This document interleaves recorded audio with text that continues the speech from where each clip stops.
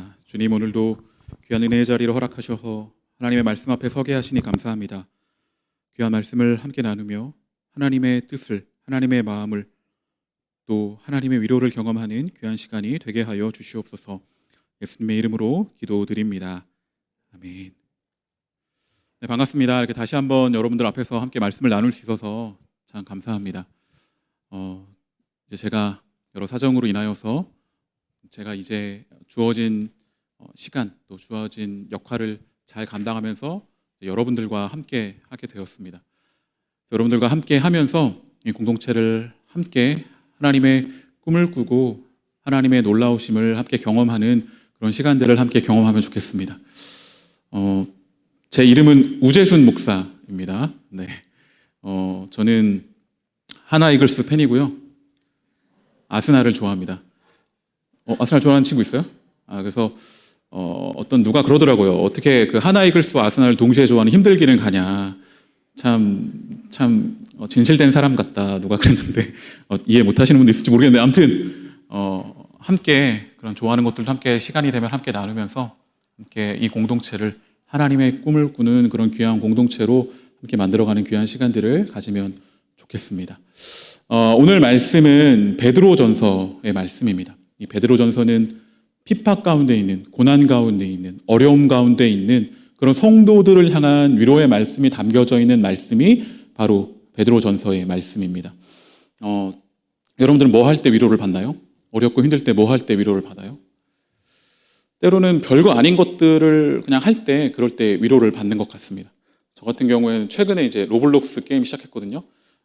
왜냐하면 너무 지금 분위기가 왜냐하면 제 딸이 그걸 해요. 그럼 제가 이제 딸이랑 같이 그거를 가끔 같이 해줘요.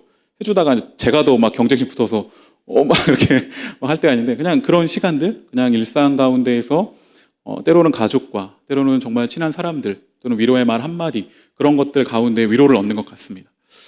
오늘은 이 말씀을 통하여서 오늘 함께 나누는 이 말씀을 통하여서 여러분들 가운데 조금이나마 하나님의 그 위로, 조금이나마 하나님의 그 계획, 사랑 이런 것들을 함께 누리며 나아갈 수 있으면 좋겠습니다.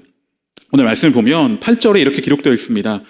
근신하라 깨어라 너희 대적 마귀가 우는 사자같이 두루다니며 삼킬 자를 찾나니 라고 그렇게 기록되어 있습니다. 그러니까 깨어있으라 라고 권면하면서 뭐라고 말하냐면 대적 마귀가 있다. 그가 우는 사자, 부르짖는 사자와 같은 그러한 모습으로 삼킬 자를 두루 찾고 있다. 그러한 존재, 악이 있으니 깨어있으라, 조심하라 라고 베드로는 권면하고 있는 것이죠. 하나님의 뜻대로 살아가려고 하는 그러한 그리스도인들을 거스르고 그리스도인들을 핍박하고 하나님의 뜻을 따르지 못하게 하는 그러한 존재가 있다는 것입니다. 이 마귀, 이건 헬라어로 여기 디아볼로스거든요. 히브리어로 하면 사탄입니다. 사탄이 더 익숙하죠. 그런데 이 디아볼로스라는 이 단어는 언제 사용되었냐 하면 신약에 보면 마태복음 4장 또 뭐 마가복음 다른 복음서도 기록되어 있지만 마태복음 4장에 보면 예수님께서 시험당하시는 장면이 나와 있는데 거기 누구한테 시험당하시죠? 마귀에게 시험당하시죠. 그때 그 마귀가 디아볼로스입니다. 그 디아볼로스라는 그 마귀가 예수님을 시험하죠. 그 마귀의 수법은 뭐죠? 처음에 무엇으로 유혹하죠? 무엇으로 예수님을 시험하죠? 첫 번째는 돌들로 떡덩이가 되게 하라라는 것입니다. 그러니까 그 당시에 그 예루살렘, 이스라엘 근처에는 그런 광야와 같은 주변에 돌이 널려 있는 지금처럼 우리가 살아가는 세상처럼 아스팔트가 쫙 깔려 있고 뭐 그런 것보다는 주변에 널려 있는 돌을 볼 수 있는 환경이 더 쉬웠을 것입니다. 그러니까 돌이 그냥 주변에 널려 있는 것이 익숙한 환경이라는 것이죠. 그런 익숙한 환경 가운데 마귀가 찾아와서 그것을 보게 하고 그것을 돌을 떡으로 바꾸라라고 그렇게 유혹하는 것이죠. 한번 해봐라 라고 그렇게 이야기합니다. 처럼 어떤 시험, 어떤 악은 우리가 평범하게 살아가고 있는 그런 현실 가운데 불쑥 찾아와서 우리를 유혹하고 우리를 힘들게 합니다. 마음속으로나 그려볼 수 있는 세계, 뭐 엄청난 세계, 그곳에 갔을 때만 시험이 오는 그런 것이 아닙니다. 우리가 살아가고 있는 평범한 환경 가운데 그런 것들이 찾아오게 되죠. 그래서 사단은 능력을 자신의 배고픔을 해결하는데 사용하라라고 그렇게 이야기합니다. 그러나 우리가 잘 알고 있듯이 예수님은 떡으로만 사는 것이 아니다. 말씀의 다스림 가운데 살아가는 삶이 더 중요하다라는 그러한 말씀으로 그 유혹을 이겨내십니다. 두 번째 유혹은 뭐죠? 성전 꼭대기에서 뛰어내리라라는 것입니다. 위태로운 상황 가운데 스스로 나아가 보라는 것이죠. 그렇게 나아가서 하나님의 돌보심을 어떻게든 끌어내어 보라. 그렇게 위험한 장소에서 한번 뛰어내려 봐서 하나님이 너를 도우시는지 너를 살리는지 한번 실험해 보자라고 그렇게 유혹하는 것입니다. 자기의 욕심 가운데 나아가면서 그 가운데 하나님께서 함께 하시는지 아닌지 한번 확인해 보라라고 그렇게 유혹하는 것입니다. 그러니까 하나님과 함께 하시는 그 놀라운 순간들, 하나님과 함께 할 때 누릴 수 있는 거룩함, 따뜻함, 그 가운데의 소중함, 그 보배로움을 한낱 호기심거리로 만들어 버리라는 그러한 유혹을 하고 있는 것이죠. 그리고 세 번째 마지막 유혹은 뭐죠? 천하 만국을 너에게 주겠다. 그것을 보고 나에게 절하면 이 모든 것을 허락하겠다라고 마귀가, 사탄이 그렇게 유혹하는 것이죠. 성경에서 하나님이 우리에게 다짐하시는 것은 하나님과 우리의 올바른 관계입니다. 일용할 양식을 주시고 죄 용서의 은혜를 주시고 의로움을 주시고 샬롬, 평강을 주시고 평강, 평화 이런 것들입니다. 재력가도 되게 해주시고 영화도 누리면서 오래 살게 해주시겠다 이런 걸 약속하시는 게 아닙니다. 진정한 평화와 평강과 그러한 의로움을 약속해 주신다 말씀하시죠. 마귀는 그래서 이런 유혹을 하면서 던지는 이것은 뭐냐면 그런 의로움, 평강, 평화 그렇게 예수님의 사람으로 하나님의 사람으로 살아가는 그러한 길이 아니라 마귀의 사람으로 물질, 능력 이런 것들을 중요하게 하는 마귀의 사람으로 살아가라 라고 그렇게 유혹하는 것이죠. 사탄은 세상의 권력과 영광을 최고로 칩니다. 여기에 맞서는 예수님은 하나님을 섬기는 것과 하늘의 영광과 말씀만을 최고로 여기면서 그렇게 그 악의 도전 가운데, 마귀의 도전 가운데 대적하고 있는 그것을 그 시험을 이겨내시는 그러한 모습을 우리는 마태복음 4장에서 확인할 수 있습니다. 물질이나 어떤 종교적인 신비함 그런 데 빠져서 살아라. 그리고 높아지는 욕심 그것들을 취하고 그것들 물질을 소유하면서 그런 자신의 욕망에 빠져서 살아가라. 그렇게 하나님을 보지 못하게 하나님의 원하시는 본질을 가리려고 하는 하나님 나라를 보려고 하는 그런 모습들을 가리려고 하는 그런 마귀의 유혹들이 있습니다. 이것이 바로 마귀의 본질이라고 할 수 있는 것이죠. 하나님의 뜻대로 하나님 나라의 백성답게 살아가는 그러한 모습들을 살지 못하게 그런 욕심과 욕망과 내가 중심이 되어서 하나님보다 더 뛰어난 것이 있다라고 그렇게 말하면서 그것을 섬기면서 살아가라라고 권면하는 것, 그렇게 유혹하는 것, 그것이 바로 마귀의 모습일 것입니다. 오늘 말씀 보면 그런 마귀를 어떻게 대적해야 하는가? 오늘 설교 제목이 싸움의 기술이잖아요. 그걸 어떻게 이겨낼 기술이 무엇인가? 우리가 한번 찾아보자라는 것입니다. 7절에 보면 이렇게 기록되어 있습니다. 너희 염려를 다 주께 맡기라. 이는 그가 너희를 돌보심이라 라고 그렇게 이야기합니다.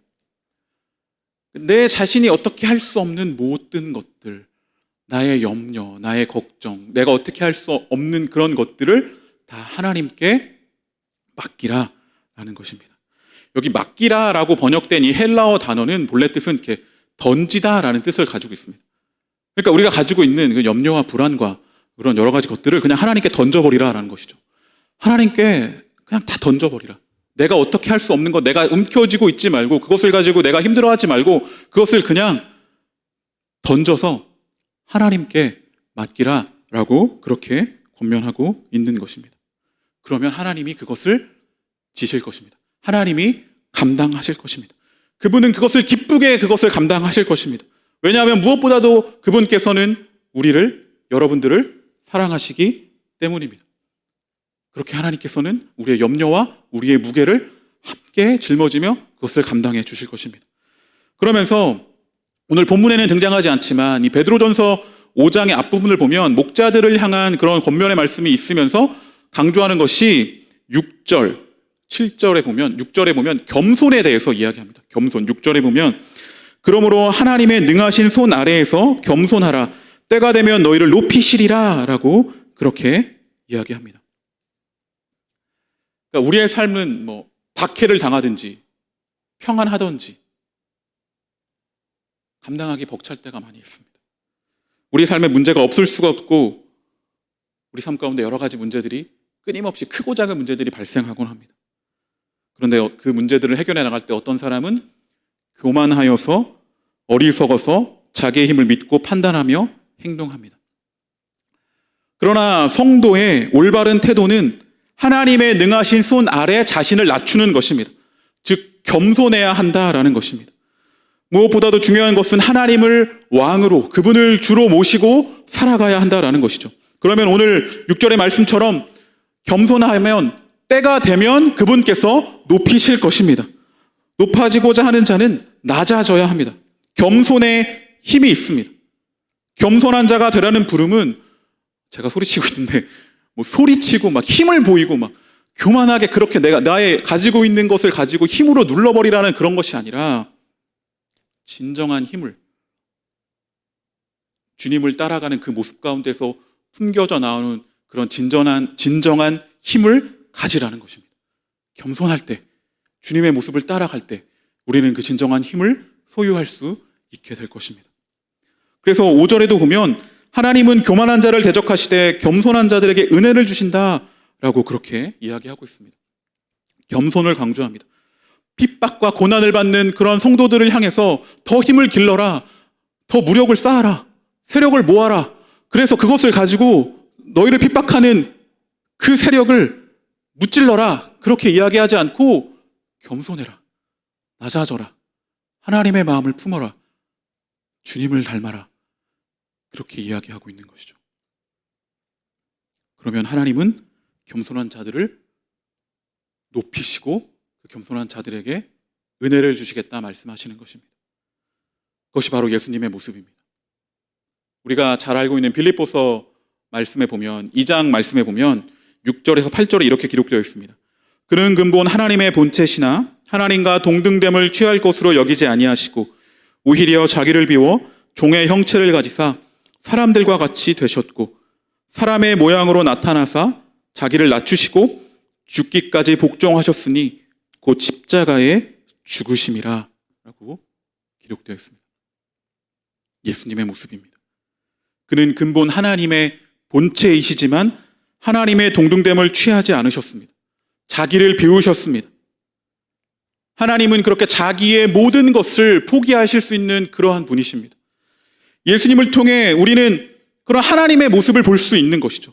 예수님이 자기를 비우셨다라는 표현은 그분께서 하늘의 영광을, 하늘의 모든 것을 버리고 이 땅 가운데 내려오셨다라는 것은 하늘에서는 정말 신과 같은 존재였는데 이 땅에 내려와서는 그 신과 같은 모습을 잠깐 내려놓았다, 그런 이야기를 하는 것이 아닙니다. 완전히 비울 수 있는 것, 완전히 모든 것을 내려놓을 수 있는 것, 그것으로 하나님이 어떠한 분이신지를 보인 것입니다. 겸손한 모습으로 모든 것을 내려놓을 수 있는, 모든 것을 포기하실 수 있는 그 모습을 보여주시면서 우리가 믿는 하나님은 어떤 분이신가, 우리가 믿는 하나님은 정말 얼마나 위대하신 분이신가를 그것으로 보여주신 것이죠. 하나님은 그런 분이십니다. 하나님의 모습은 예수 그리스도를 통해 나타난 그런 모습입니다.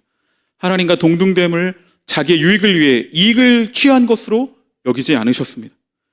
그리스도는 그러한 방법을 따르지 않았습니다. 하나님이 자신의 방법을, 자신의 의를, 자신의 어떠함을 드러내신 것은 그렇게 낮아지셔서 십자가를 지시는 그러한 방법으로 하나님은 어떤 분이신지를 나타내신 것입니다. 그러면서 이어지는 빌립보서 2장 9절에서 11절 말씀이 이렇게 기록되어 있습니다. 이러므로 하나님이 그를 지극히 높여 모든 이름 위에 뛰어난 이름을 주사 하늘에 있는 자들과 땅에 있는 자들과 땅 아래에 있는 자들로 모든 무릎을 예수의 이름에 꿇게 하시고 모든 입으로 예수 그리스도를 주라 시인하여 하나님 아버지께 영광을 돌리게 하셨느니라 라고 그렇게 기록되었습니다. 결국 그 낮아진 예수 그리스도를 하나님께서 높이셨다라는 사실을 고백하고 있는 이 모습을 볼 수 있습니다. 성도가 당하는 고난은 그 자체로 결말일 수 없습니다. 의미 없는 고난일 수 없습니다. 그들의 고난은 그리스도의 영광에 참여하는, 결국에는 십자가의 그 삶을 짊어진다면 부활이라는 그런 놀라운 영광이 그 성도의 삶 가운데 함께 하게 될 것입니다. 그래서 그들의 고난은 그리스도의 고난과 십자가의 죽음을 통해서만 드러나는 것이 아니라 그리스도의 부활과 그 놀라운 영광에 참여함으로 완성될 것입니다. 그리스도의 성육신과 낮아지심, 죽기까지 순종하심과 그리고 다시 높아지는 이 모든 일을 통해 하나님이 영광 받으십니다. 마지막 순간에 어떤 죽으셨다 부활하신 그 승천하신 마지막 순간의 그 반전, 그 승리, 그거로만 하나님께 영광이 돌아간 것이 아닙니다. 하나님은 높아진 뿐만 아니라 하늘의 모든 것을 버리시고 이 땅에 오셔서 살아가셨던 그 삶을 통해서 하나님께 영광을 돌렸던 것이죠. 이처럼 우리가 세상을 대적하는 방법은 오늘 빌립보서 말씀과 또 베드로전서에서 강조하는 그 겸손의 모습, 예수님의 모습을 닮은 그 겸손, 낮아짐, 주님을 내 삶의 진정한 주인으로 인정하고 살아가는 그 모습, 그분은 높이고 나는 낮아지는 그 삶의 모습을 통해서 우리는 마귀의, 자신의 욕심을 따라 살아가라고 하는 그런 마귀의 유혹 가운데에서 우리는 이겨나가고 승리할 수 있는 것입니다. 그리고 오늘 성경에서 말씀에서 다시 한번 찾을 수 있는 또 다른 승리의 기술은 9절에 이렇게 기록되어 있습니다. 너희는 믿음을 굳건하게 하여 그를 대적하라. 이는 세상에 있는 너희 형제들도 동일한 고난을 당하는 줄을 알미라 라고 기록하고 있습니다. 믿음을 굳건하게 하라라는 것입니다. 굳건하게, 든든하게, 탄탄하게 세우라라는 것입니다. 흔들리지 않게, 신실하게 하나님만을 신뢰하면서 나아가는 그 믿음 가운데 승리할 수 있다라는 것입니다. 튼튼한 기초 위에 서야 합니다. 불안함보다는 든든함을 얻게 될 것입니다. 그래서 단단하게 우리의 믿음을 세우는 것입니다. 크고 작은 일들에 흔들리지 않고 그저 담담히 우리가 가야 할 일들을, 가야 할 길을, 예수님을 따라가는 그 길을 계속 가는 것입니다. 주변에서 뭐라 하더라도 그 길을 가는 것입니다. 그때에 우리는 마귀의 그런 도전 가운데에서 승리할 수 있을 것입니다. 그래서 우리가 믿음 안에 서 있다라는 것은 정말 우리 삶 가운데 찾아오는 정말 작은 문제들 가운데서 이거 뭐야, 무슨 일이야, 이거 어떻게 해야 돼, 그런 것들에 너무 민감하게 반응하기보다는 우리가 굳건하게 세운 그 기초를 신뢰함으로 말미암아 든든하게 그냥 내 길을 가는 것입니다. 때로는 우리가 나에게 다가온 문제들을 너무 심각하게 받아들일 때가 있어요. 너무 아무렇지는 않은 문제는 아니겠죠. 정말 영향을 미치는 문제지만 그런 것들을 때로는 또 너무 또 어떻게 보면 종교적으로 해석해가지고 내가 기도 안 해서 그런가? 내가 뭐 안 해서 그런가? 이런 식으로 해석하면서 그런 것들을 이게 마귀의 공격인가? 그런 식으로 너무 예민하게 반응할 때가 있는 것이죠. 어쩌면 내가 오늘은 우울한데 내가 하나님과 멀어져서 그런가? 내가 기도를 하지 않아서 그런가? 우울한 건 그냥 우울한 겁니다. 때로는 그 치료를 받으면 치료받으면 되는 것이죠. 왜 그것이 문제가 왔는지 그것의 원인을 단순하게 그냥 뭔가 내가 멀어져서 어떤 마귀의 공격인가 보다, 그럴 수도 있지만 먼저 그 원인을 찾아야 하는 것이죠. 때로는 가정의 문제가 될 수도 있고 사회의 구조 가운데, 억압 가운데 있을 수도 있고 여러 문제들, 그것이 바로 악의 본질 아니겠습니까? 아까 말했던 예수님을 시험하던 그 악은 하나님의 가치를 무너뜨리는 그러한 것들입니다. 세상 가운데서도 그런 것들이 넘쳐나고 있죠. 그러한 세상의 폐해 때문에 찾아오는 그러한 문제로 영향을 받아서 우리의 삶이나 우리의 여러 옆에 있는 사람들이 피해를 받고 있다면 그 원인을, 그 악의 본질을 새롭게 하는 일에 우리는 더 노력을 해야 할지도 모릅니다. 우리는 그래서 믿음을 너무 좁은 의미에서만 사용하려고 하는 것은 아닌지, 우리는 이 믿음을 온 세상을 바라보는 관점으로 사용해야 하고 우리의 미래를 살아가며 이 땅을 살아가는 데 있어서 굳건한 토대의 믿음을 가지고 살아가야 하는 것입니다. 너무 작은 것들에 너무 신경 쓰고 그것에 너무 의존해서 나의 갈 길을 가지 못하게 되는 그런 실수를 하면 안 되는 것이죠. 여러분, 진정한 리더십은 어떻게 발휘될까요? 내가 리더가 돼야지. 내가 좋은 리더가 돼야지. 이렇게 하면 좋은 리더일 거야. 그러면 좋은 리더십이 되나요? 그냥 자기가 맡겨진 그 역할들, 그 일들을 묵묵히 담대하게 좋은 리더가 되어야지가 아니라, 내가 잘 돼야지가 아니라, 내가 감당하는 이 일을 통해서 상대방이나 맡고 있는 그런 조직이 잘 되면 좋겠다는 그런 마음 가지고 묵묵히 섬길 때 자연스럽게 리더십이 발휘되는 것 아니겠습니까? 행복도 마찬가지입니다. 오늘 무엇이 나를 행복해질까? 이거 하면 행복할까? 저거 하면 행복할까? 그런 것보다는 그냥 담당히 내가 가지고 있는, 내가 살아가야 할 내가 역할을 잘 해나갈 때 그런 행복들이 우리에게 찾아오게 되는 것이죠. 믿음으로 살아가는 것이란 그렇게 든든한 기초 위에서 그리스도를 닮아가는 그 삶은 어떠한 크고 작은 영향들이 올지라도 주님을 따라가는, 아까 예수님이 시험을 이기셨듯이 그렇게 그냥 가는 것입니다. 그럴 때 우리는 우는 사자와 같이 덤벼드는 그 마귀의 대적 가운데 승리할 수 있는 것이죠. 여러분, 이성들이 이렇게 만날 때 처음 이렇게 심쿵하는 포인트들이 있지 않습니까? 뭐가 심쿵하죠? 저도 좀 오래된 이야기라서 이렇게 최근에 어디서 들었는데 그냥 이렇게 그런 거에 심쿵한다고 하더라고요. 음식을 먹을 때 이렇게 찌개 같은 거 그런 거 있으면 먼저 그냥 아무 말 없이 그냥 잘 건져서 주는 거예요. 툭 그냥 무심한 듯. 이거 아닌가? 아무튼 그러니까 제가 강조하는 건 뭐냐면 티내지 않는다라는 거죠. 그냥 이렇게 하는 것에, 근데 오늘은 내가 저 이성의 마음을 뛰게 만들겠어 라고 하면서 되게 어색하게 음식이 나오면 이렇게 여기 있어요 하면서 그렇게 티를 내면서 하면 그 사람이 부담스럽죠. 오히려 이거 뭐야, 왜 이래, 안 하던 거 왜 이러지, 그런 식으로 하게 되지 않겠어요? 그러니까 너무 그런 것들에 신경 쓰고 의심하고 하기보다는 그냥 묵묵히 우리의 길을 가는 것, 예수님의 길을 따라가는 것, 그것에 중심을 두는 것, 그것에 더 초점을 맞춰야 한다라는 것입니다. 예수님을 따라가는 것, 예수님이 가셨던 길을 가는 것에 그것을 더 초점을 맞춰야 된다는 것이죠. 그래서 그리스도인은 싸움에 대한 정의를 잘 해야 합니다. 하나님의 다스림, 통치를 인정하고 그리스도인으로서 살아가는 데 방해가 되는 문제들을 그래서 이제 제거해야 하는 것이죠. 그게 아니라 그냥 뭔가 기분 이상한데, 뭔가 이상한데 그 영적으로 안 좋은가, 그렇게 하는 것이 마귀를 대적하고 그것이 싸움이고 그런 게 중요한 게 아니다라는 것이죠. 마귀는 어쩌면 그런 모습, 종교적으로 치우치는 모습, 그런 것들을 더 좋아할 수 있습니다.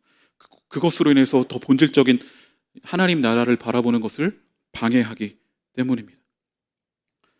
답을 찾으려고 합니다. 우리는 명확한 답을 찾으려고, 이 문제가 왜 일어나게 됐는지, 이 문제가 왜 뭐가 잘못됐나, 뭐가 공격인가, 이런 것에 답을 찾으려고 합니다. 그러나 우리는 생활을 하면서 살아가면서 잘 알고 있습니다.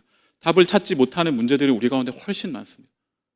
그러나 그냥 우리는 그 길을 가야 하는 것이죠. 그것이 바로 그리스도인입니다. 왜냐하면 그리스도인이기 때문에 우리는 그렇게 묵묵히 길을 갈 수 있는 것입니다. 제가 좋아하는 신학자 중에 한 명이 스탠리 하우어스입니다. 그분은 타임지 선정 올해의 신학자, 최고의 신학자로도 선정된 그런 적이 있는 분이시고, 하나님의 나그네 된 백성과 같은 그런 교회론에 대한 놀라운 책들, 그리고 기독교 윤리학자로서 유명하신 그런 분이십니다. 그분의 책 중에 제가 기억에 남게 읽었던 책이 한나의 아이라는 그러한 책입니다. 그 신학자의, 그 위대한 신학자의 그냥 평범한 일상들, 어떻게 살아왔는지를 적어낸 자서전적인 그러한 책입니다. 회고록 형식의 책이죠. 양극성 장애를 겪고 있던 아내가 있었습니다. 앤이라는 아내가 있었는데 그와의 결혼 생활, 그래서 그 장애를 갖고 있는 아내와의 생활 때문에 너무나 힘들었던 결혼 생활, 그러나 그 가운데 얻었던 아들과의 정말 우정, 그리고 N과의 이혼, 그리고 새로운 여인과의 재혼, 그리고 그 병에서 힘들어하던 N의 비극적인 죽음 등 쉽게 털어놓기 어려운 삶의 이야기들을 그냥 담담하게 이렇게 풀어내는 그러한 책입니다. 하우어스는 이 책에서 우리 시대의 최고의 신학자라고 불리는 그가 살아온 고통과 슬픔과 기쁨과 은혜가 엮여있는 삶의 이야기를 우리는 그 책에서 확인할 수 있는데, 제가 그 책에 끌렸던 이유는 부제 때문입니다. 한나의 아이라는 그 책 부제에 뭐라고 적혀 있냐면 정답 없는 삶 속에서 신학하기라고 그렇게 적혀 있습니다. 답이 없이 사는 방법을 배우면 기독교인이 된다라는 것이 정말 훌륭한 일이 될 것이다 라고 그렇게 설명합니다. 믿음이라는 것은 어쩌면 답을 모른 채 그냥 계속 살아간다라는 것입니다. 답에 의해 살아가는 것이 아니라 답이 없이 살아가는 법을 배우는 과정이 그리스도인으로서 사는 것이라고 스탠리 하우어스는 이야기합니다. 여러분, 욥기를 보면은 욥의 친구들이 욥에게 찾아와서 여러 이야기들을 하잖아요. 네가 그래서 벌 받은 거다. 네가 어떻게 해서 그런 거다. 처음에는 이야기를 좀 들어주는 것 같이 하다가 막 여러 이야기를 내놓습니다. 그게 욥에게 도움이 되나요? 전혀 되지 않습니다. 욥의 친구들은 내가 하나님을 제일 잘 알아. 내가 아는 하나님을 자랑합니다. 하나님은 이런 분이야. 하나님은 이렇게 일하셔. 하나님은 이럴 때 벌 주고 이럴 때 상 준다. 막 그런 이야기들을 끊임없이 내어놓습니다. 겸손하지 못한 것이죠. 내가 하나님을 누구보다 잘한다라고 하는 그 의식에 사로잡혀서 그렇게 이야기할 때 오히려 그 친구들의 이야기는 오히려 하나님의 뜻에서 벗어나 있는 것을 우리는 욥기를 통해서 확인할 수 있습니다. 아무것도 없이, 아무 답도 없이 그저 하나님께 부르짖고 하나님께 나아가며 하나님을 찾는 그 욥을 하나님은 의롭다 말씀하십니다. 모든 순간에 너무 원인은 결과 그것을 찾으려고 노력하기보다, 너무 잘 알려고 그렇게 하기보다 때로는 담담하게 그 길을 걸어가는 것, 그렇게 주님을 따라가는 것, 한 가지 목표, 그냥 주님을 닮아가겠다라는 그 길을 걸어가는 것, 그것이 우리가 세상 가운데 찾아오는 여러 문제들, 어려움들을 이겨나갈 수 있는 귀한 승리의 비결인 것을 우리는 생각할 필요가 있습니다. 여러분, 우리가 예수를 믿으면서 그냥 행복하기만 하다, 아무런 어려움이 찾아오지 않는다, 주님을 따라가려고 하는 그런 삶으로 계속해서 나아가야 하는데, 그런 그리스도인으로서 예수님은 부르시고 계신데 나는 예수님을 믿는데 아무런 어려움이 내 삶에, 아무런 갈등도 문제도 일어나고 있지 않다. 그렇다면 사실 나는 예수님을 잘 따르고 있는지 한번 점검해 보아야 하는 것이죠. 그렇게 세상 속에 그리스도인으로 살아간다라는 것은 사실 쉽지 않은 문제입니다. 주님을 온전히 따른다라는 것은 나의 삶의 모든 영역을 바쳐서, 나의 온 삶을 바쳐서 주님께 나아가고 주님의 뜻을 따르면서 살아간다라는 그 삶의 모습들은 사실 쉬운 길이 아닙니다. 하나님 나라의 그런 가치관들을 대적하는 여러 가지 문제들이 찾아오는 것이 당연한 일입니다. 그래서 오늘 말씀에서 깨어 있으라, 주님을 바라보라, 그렇게 이야기하고 있는 것이죠. 그러면서 한 가지 위로의 말을 던집니다. 9절의 하반절에 보면 이는 세상에 있는 너희 형제들도 동일한 고난을 당하는 줄을 알미라 라고 이야기합니다.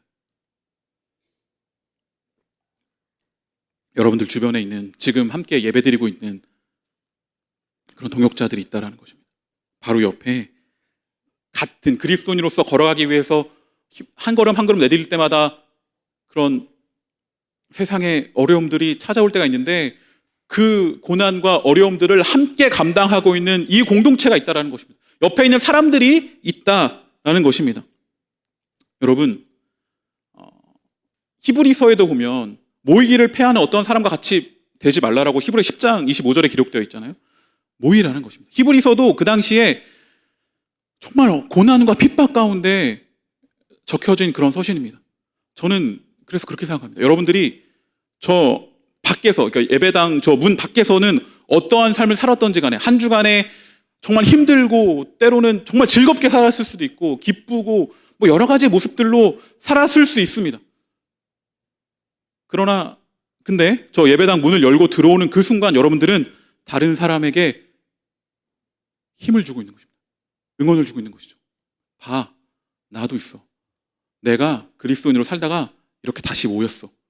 한 사람 한 사람 들어올 때마다 나와 같은 동일한 삶을 살고 있는 그런 청년들, 그리스도인들이 주변에 이렇게 많구나, 이렇게 있구나, 한 사람씩 다 있구나. 내 주변에 옆에 있는 사람들, 그 사람들이 한 명씩 들어올 때마다 아무 말 하지 않고 그저 예배당에 찾아와서 그냥 예배만 드릴지라도 그 모습 자체만으로 그 사람은, 여러분은 이미 주변에 있는 사람들에게 힘을 주고 있는 것입니다. 이 길을 가고 있는, 그 예수님의 길을 가고 있는, 예수님을 따라가려고 하고 있는 그 길을 가고 있는 자가 있다. 나 말고 또 있구나. 저기도 있구나. 여러분 주변에 돌아보시면 지금 이렇게나 많은 여러분들의 동역자들이 그 길을 가고 있다라는 그 사실, 그것을 보라고 베드로는 이야기하고 있는 것입니다. 그렇게 그 가운데 위로를 받으라라고 이야기하고 있는 것이죠. 제가 기억에 남는 예배가 있습니다. 제가 이제 원래 청년 때 섬기던 교회에 사정이 있어서 가지 못해서 그냥 집 앞에 있는 상가교회를 갔는데, 상가교회 보통 뭐 주일날 예배가 많지 않잖아요. 근데 그 교회는 7시에 예배가 있더라고요. 그래서 갔어요. 7시에 빨리 예배 드리고 그 주일에 일정이 있어서 갔는데 아무도 없는 거예요. 문은 열려 있는데 목사님도 안 오시는 거예요. 이거 불안하기 시작했어요.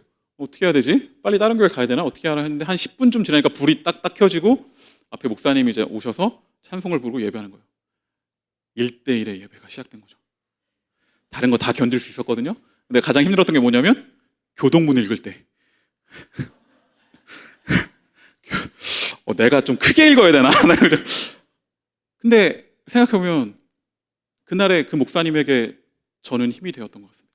그냥 제가 와서 그냥 예배드리는 그 모습 그 자체가, 그냥 제가 거기서 예배드리는 그 모습 자체가 그 목사님에게는 힘이 되는 일이 아니었을까요? 여러분들 예배 자리를 지키고 온라인이건 온라인에 작은 뭐 숫자로 찍히던 간에 이렇게, 아니면 직접 와서 이렇게 예배 드리는지 간에 함께 그 길을 가고 있는 그런 자들이 있다라는 그 사실에 여러분들 위로가 되었으면 좋겠습니다. 함께 하고 있는 자들이 있다는 것 자체가 힘입니다. 이미 서로에게 응원하고 있는 것이죠. 함께 해주는 것입니다. 그때 우리는 고난을 이겨내고 그리스도를 따라가는 그 길을 걸어갈 수 있는 것입니다. 그러면서 오늘 본문의 이제 마지막 부분으로 가면 10절 말씀에 이렇게 기록되어 있습니다. 모든 은혜의 하나님 곧 그리스도 안에서 너희를 부르사 자기의 영원한 영광에 들어가게 하신 이가 잠깐 고난을 당한 너희를 친히 온전하게 하시며 굳건하게 하시며 강하게 하시며 터를 견고하게 하실 것이다. 온전하게 하실 것입니다. 결국 하나님의 때에 그 일을 이루실 것입니다. 미래의 놀라운 영광이 우리에게 허락되어 있습니다. 그 영광을 바라보는 것 자체로 또 위로를 얻고 힘을 얻으면서 그 완전한 길로 이끄시는 그 놀라우신 하나님을 향해 한 걸음 한 걸음 신뢰하며 나아가는 우리가 되길 소망합니다.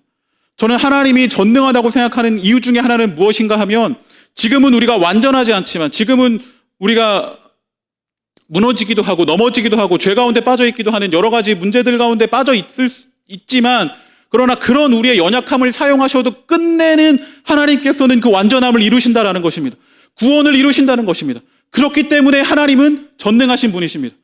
그 하나님을 신뢰하면서 한 걸음씩 나아가는 우리가 되면 좋겠습니다. 그래서 오늘 말씀의 마지막 부분입니다. 11절, 권능이 세세에 무궁하도록 그에게 있을지어다. 아멘.